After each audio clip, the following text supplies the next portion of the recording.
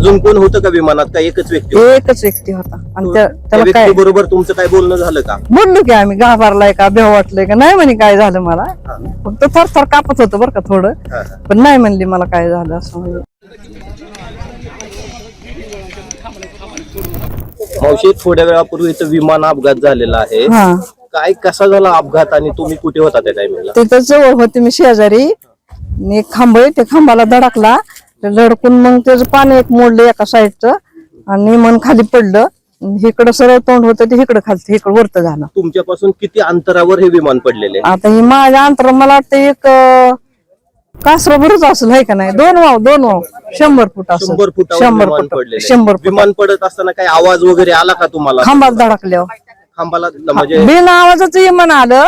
खांबाला धडकल्यावर धडकून वाजले, उठून उभं राहिली मी. इलेक्ट्रिसिटीचा एक खांब आहे त्या हा खांबाला धडकलं आणि आवाज आले, उठून उभं राहिली मी. मग विमानाकडे निघाली तर माणसं म्हणली जाऊ नको भेटेल. मग पुन्हा मागं सरली.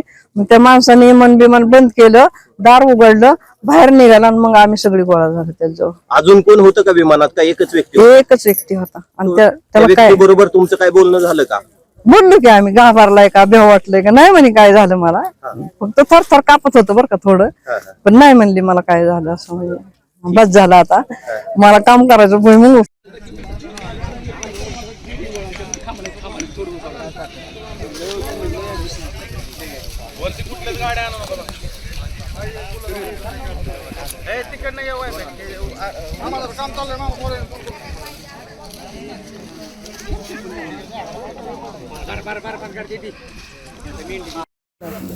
बाकी काय नाही झालं.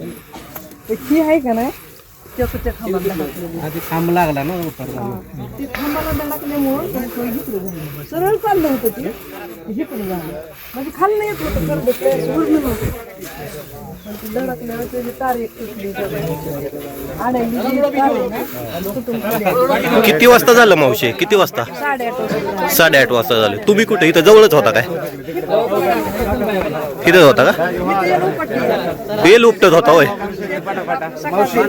मग डायरेक्ट आलं काय ते?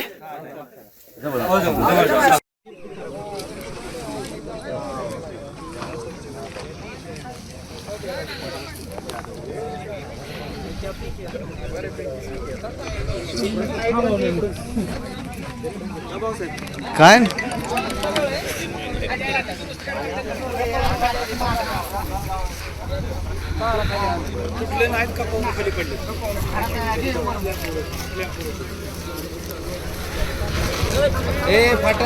फाटला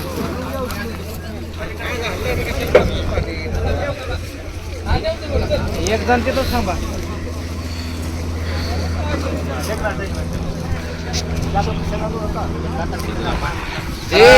ते कुंडा असाच घे, ते कुंडा असा घेईन मग इकडे येईल बांधायला. असं वरती कुठे